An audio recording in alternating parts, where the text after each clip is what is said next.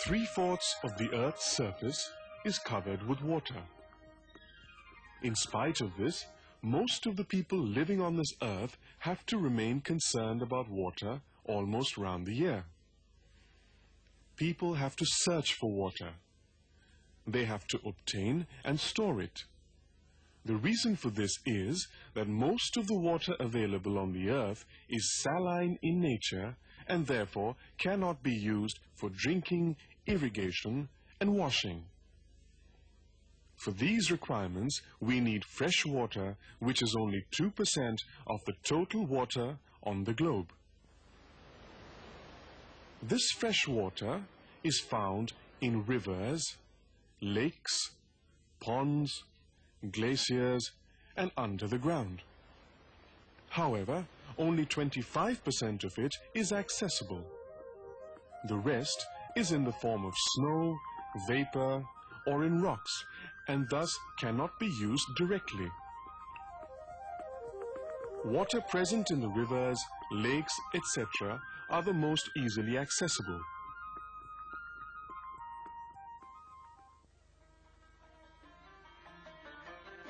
This is the reason why we find that right from the beginning, most of the civilizations flourished in the proximity of the rivers.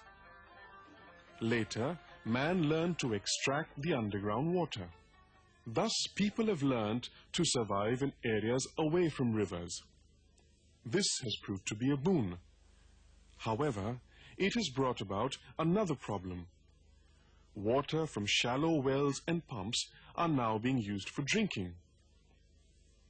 Chances of this water being contaminated are more and may thus create health problems.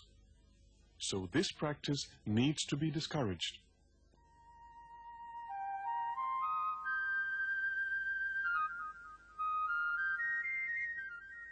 We use the river water for drinking, bathing, washing, irrigation, and so many other day-to-day uses.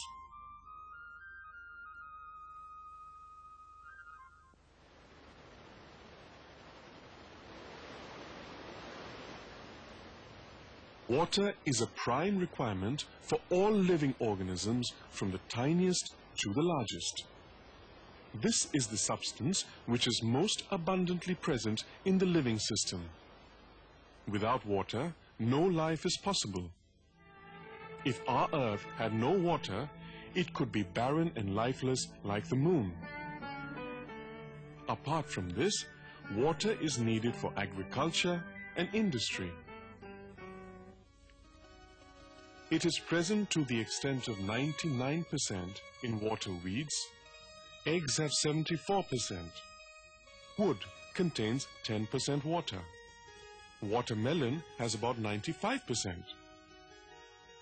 Our own body has about 75% water. We cannot conceive of any ecosystem which has no water. An ecosystem is a self-supporting ecological unit like a forest, a pond, a lake, or even an ocean. And all these ecosystems can exist only when there is water. Most of these, except the oceanic ecosystems, can survive only when there is fresh water available. A question may arise here as to how the various components of an ecosystem receive water. This is because the water present on the earth is never static. It is always moving and circulating. This circulation of water is called the hydrological cycle or the water cycle. Water, wherever present, whether it is in oceans, rivers, lakes, ponds, or in soil, in plants, in the body of animals and humans, continuously evaporates and the vapor enters the atmosphere. The vapor is then returned back to the earth in the forms of rains, snow, or hail. Major parts of these directly fall into the oceans. The rest fall on land where they form streams, rivers, lakes, etc. some of the water falling on land enters the soil and meets the underground table. The rivers bring back water to the oceans. From the soil, the water may be absorbed by plants. Also, underground water is extracted. The rest flows back to the oceans. And so the cycle continues. In this hydrological cycle, rivers play a very important role. They not only store water, but also carry it through long distances. For example, the Ganga covers a length of more than 2,500 kilometers. Godavari, more than 1,400 kilometers. And the same is for Krishna. Yamuna covers about 1,400 kilometers before it merges its identity with the Ganga at Allahabad. If we examine any river, we would find that a large number of human settlements, including cities and towns, are situated along its banks. As an example, we take the case of the Yamuna. There are several cities and towns situated along its bank, such as Delhi, Agra, Allahabad, etc. In addition to these, there are innumerable villages along the river.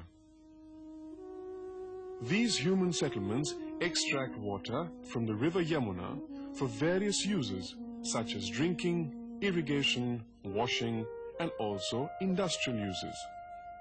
It is the same story with any other river, whether in this country or abroad. However, here we will talk about the Yamuna. We find that the river continues to flow, and its flow remains more or less the same all along its length. If we see the Yamuna at the Sangam at Allahabad, it is as mighty as it is before Delhi. Now you may ask a question. How is it that water is extracted from the river, but it still continues to flow? The answer lies in the reverse process, whereby the river receives water in various forms from the area where it supplied its water. Whenever water is extracted from the river or some underground source, it is never consumed completely. Most of it comes back in the form of wastewater. The wastewater may be of household origin or of industrial origin. Wastewater of household origin is called sewage. When it is of industrial origin, it is called effluent. Apart from sewage and effluent, the river also receives agricultural runoffs. So, in a way, the water extracted from the river is returned back to the river. This is very good. It keeps the river flowing. But the question is, can we call this process the recycling of water? In the case of the Yamuna, and for that matter, any other river of India, it cannot be called recycling. The reason is that what we take from the river is good quality water, and what we put back to the river is water contaminated with various types of wastes and harmful substances. If it is household wastewater, it contains kitchen wastes, soaps, detergents, excretory materials, etc. If it is industrial wastewater or effluents, it may contain a variety of materials which come into contact with the water during the industrial process. The quality of industrial effluents will depend on the raw materials used by the industries and the finished products. Our industrial processes use thousands and thousands of chemicals, and they may be present in the effluents. Another waste, which is generated by the industry, is heat. Water is used for cooling purposes. The cooling water coming out of industries carries with it a lot of heat, and when it is discharged to the river, it leads to thermal pollution. Thermal power plants are notorious for causing thermal pollution. Agricultural runoffs which come to the river are due to excessive irrigation or to rains, and they carry eroded soil particles. In addition to this, if there are excessive fertilizers or pesticides present in the soil, they also come with the runoffs. Another source of Yamuna pollution, especially during the monsoons, is the high rate of soil erosion which takes place in the catchment areas. Mass-scale felling of trees in the Himalayas is responsible for this. During the monsoons, the river water looks as if it is diluted mud. However, this pollutant or impurity is not very dangerous, as it is visible to the naked eye and can be removed easily.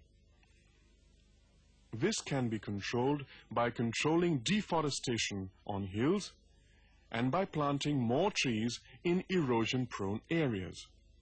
As far as the pollutants received from household sources are concerned, they are not as harmful, as they mainly consist of organic matter which is present in low concentrations and can be taken care of by the river itself.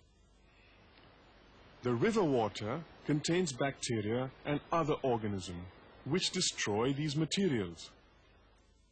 However, if the household waste is discharged in large quantities, the river cannot destroy the wastes, so they accumulate in the river. Similar is the case of industrial waste, which is discharged in the Yamuna. Most of it accumulates in the water, and when the water is used, these wastes are recycled. In the case of most of the industrial wastes, the problem is that they are not visible to the naked eye, and thus remain in the water, which is then used by people. You may be aware of the Minamata disease, which is caused by mercury. The name has its origin in Minamata Bay in Japan, where in 1939 a factory discharged wastewater containing mercury. In 1953, birds and cats of the area got adversely affected. By 1956, neurological disorders were detected in the human population of the area. In 1959, several people died.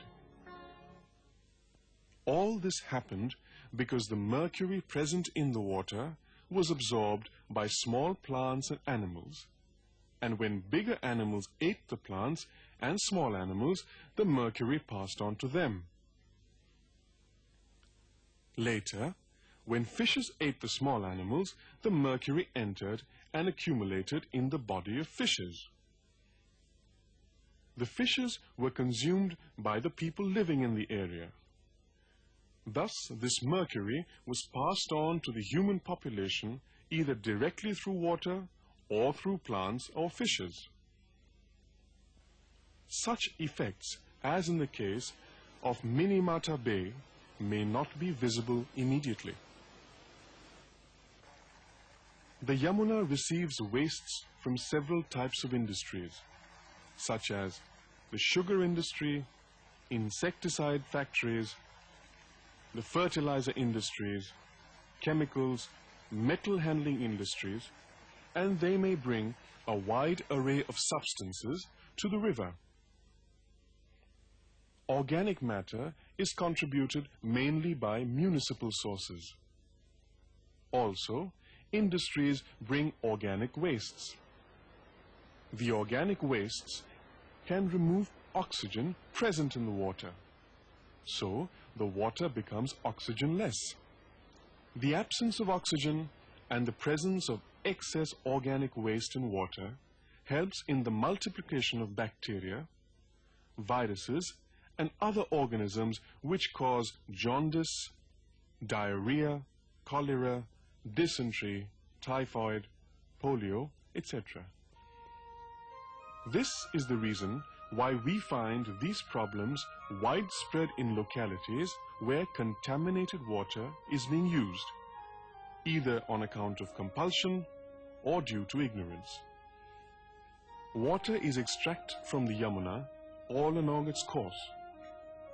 It is not only cities and towns where the water is extracted for drinking and other uses, but also in the innumerable villages along its banks.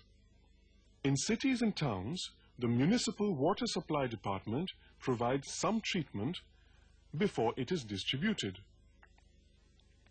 But in villages, no such facility exists. People use the water as it is. Even during municipal treatment, there is no guarantee that the harmful organisms present in water will be destroyed completely. And as far as the chemical pollutants present in the water are concerned, the municipal treatment system is not in a position to remove them. The result is that what we extract from the Yamuna is comparatively good quality water, and what we return back to it is wastewater, and this process continues as the river moves ahead. This is the reason why the quality of Yamuna water deteriorates more and more as it completes its journey. Now we will discuss in some detail as to how and where the wastes enter the Yamuna waters. The Municipal Corporation of Delhi is one such organization which dumps huge quantities of waste into the Yamuna. Similar is the case with other towns and cities. During the last stage of its journey, at Allahabad alone, the Yamuna receives 70 million liters of waste-loaded water every day. Similarly, except for a few industries which are on the banks of the Yamuna, most discharge their wastewater into the Yamuna.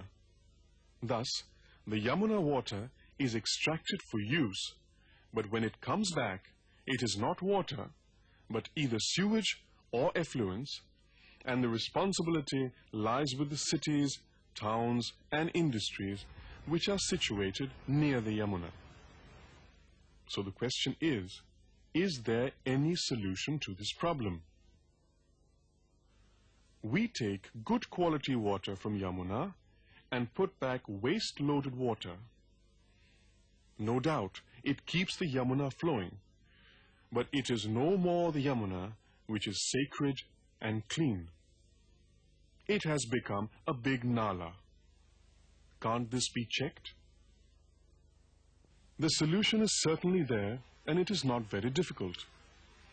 The sewage or effluent has to be provided proper treatment before it is discharged to the river.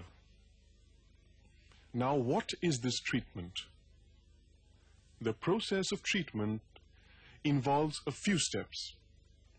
First, there is primary treatment, where suspended solids are removed by settling or flotation and with the help of certain chemicals. Thus, the wastewater becomes free from several types of impurities at this stage. Then the wastewater is taken to a secondary treatment plant. Two types of secondary treatment are in common use. The first one is called the activated sludge process, where the wastewater is aerated and bacteria are permitted to grow in it. The bacteria destroy the waste materials and the water becomes clean. In the trickling filter process, the wastewater is allowed to trickle through a bed of stones where bacteria grow and they destroy the pollutants. Secondary treatment also involves disinfection, which is done by adding chlorine to the water. Most of the pollutants are removed by primary and secondary treatments. If necessary, tertiary treatment may be given. This is a more complicated process. and not always essential. Primary and secondary treatments can remove pollutants to a great extent. One precaution needed is that industrial effluents and domestic sewage should be treated separately.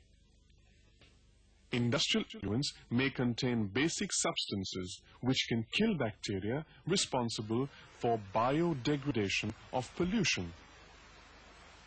These chemicals need neutralization or removal before secondary treatment. So if the wastewater, whether it is effluents or sewage, is given proper treatment, it would be free from waste, and when it comes back to the river, we would be recycling the river water successfully.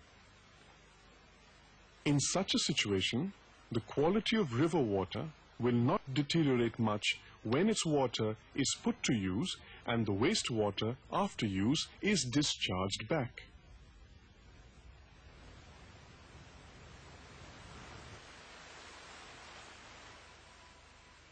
To ensure that municipalities and industries discharging wastewater into rivers or to other water bodies may not pollute them, the Government of India has enacted the Water Act 1974 and the Environmental Protection Act 1986. Under these acts, standards have been set for various discharges, and for those who exceed such limits, there are punishments. To implement these laws, there is the Central Board for Prevention and Control of Water Pollution and similar boards at state levels. These boards have an obligation to implement these acts. Awareness among people can also play a very important role. People can pursue the polluters and the boards to take corrective measures so that the untreated sewage or effluent is not permitted to come out of industries or municipal installations. The sewage or effluent may be provided adequate treatment before flowing into any river, lake, ocean, or land. However, the tragedy is that the Yamuna is still receiving large quantities of untreated or partially treated industrial and domestic wastes. This is not the Yamuna that we would like to have. But why do we lament over the Yamuna alone? The story of other rivers of our country is not at all different, and some of them are even more polluted than the Yamuna. The acts meant for protection of water bodies are lying in the books, while the water bodies are turning into sewage or effluent carriers, leading to innumerable problems for the people who have to depend on these water bodies. The Ganga attracted attention a few years ago, and now a program has already been undertaken to clean the Ganga. We also have to control our unhygienic habits. For example, the use of open spaces as toilets, dumping of garbage near water sources, etc. have to be checked. Certain other measures on our part can prove very helpful in controlling health problems associated with water pollution. For example, filtration and boiling of water before use can keep cholera, typhoid, dysentery, etc. away. So by adopting proper technologies and remedial measures, we can keep our rivers free from pollution. This will not only keep the rivers healthy, but it will contribute to our own well-being.